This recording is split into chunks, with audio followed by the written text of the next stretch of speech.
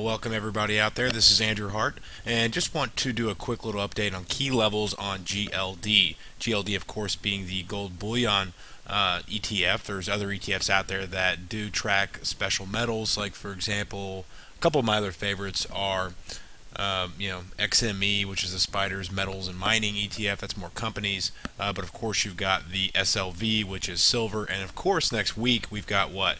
New platinum and palladium ETFs, of course, which will be somewhat or highly correlated to gold, being of course precious metals, but furthermore gives you that vast landscape in ETFs and gives you more of that opportunity to trade.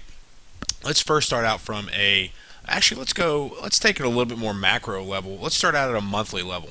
The reason I want to look at this today is because obviously we've got some big moves, and that's really not helpful to look at a monthly.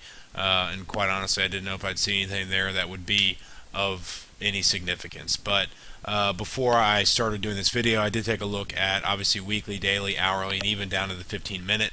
But for everyone out there to know, first off, we're taking a look at acceleration bands and Williams percent R, both of which are trend indicators, and both of which we have some proprietary systems built using these specific indicators. Of course, acceleration bands came from our founder and CEO, Price Headley, so most of you should have that available on your respective platforms. But bottom line here, on the weekly chart, we're clearly in a bull trend.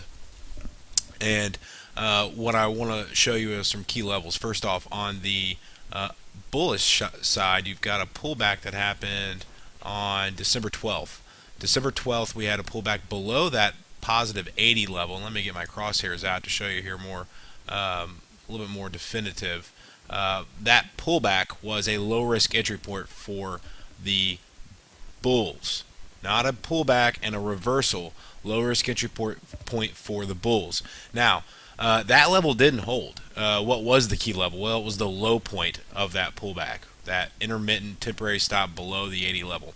Now, to me, that's not an area that you short gold. Not an area that you short gold on a weekly chart.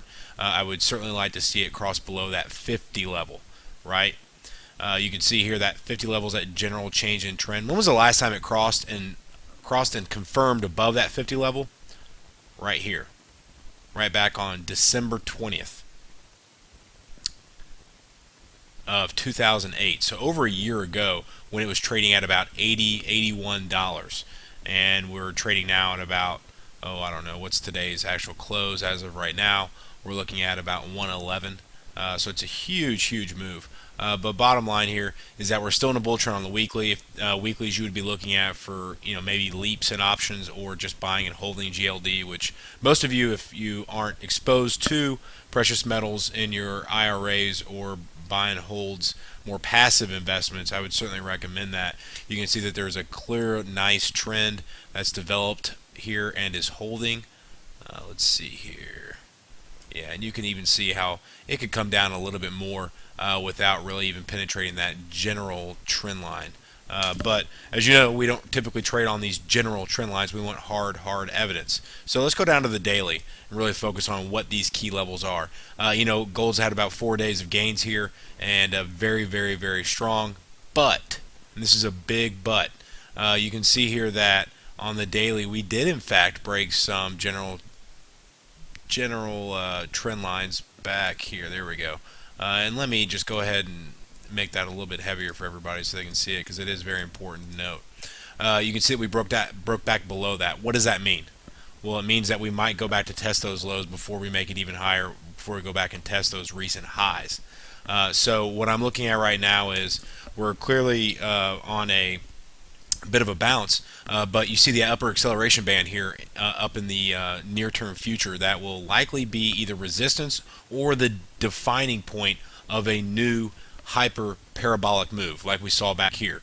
Anytime we see two closes above or below the upper or lower acceleration band, that defines a new hyper parabolic growth or declining trend.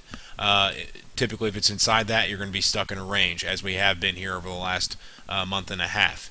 So key levels to watch here: look for resistance at that upper acceleration band, or resistance and possible short opportunities at that 50 level on percent R, period.